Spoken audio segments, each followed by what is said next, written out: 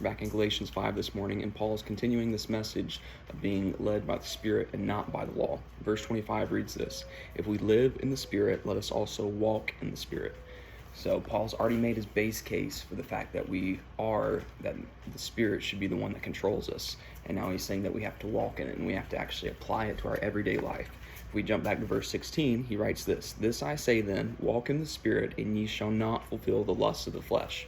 And this is one of the arguments that was being used, that if we're not being led by the law, if we're being led by the Spirit, then we're not going to keep the law exactly as it was written. And unfortunately, the law had been very traditionalized, I guess. And one commentator says there are as many as 613 commandments in the law. And that obviously it's a very hard task to keep 613 commandments all the time. And that's why the condemnation of the law is such a difficult thing. But obviously, as Paul's already explained, it's not the law that saves, it's the Lord that saves, and it's faith in Jesus that saves. And this verse, "This I say then, walk in the Spirit, and ye shall not fulfill the lust of the flesh."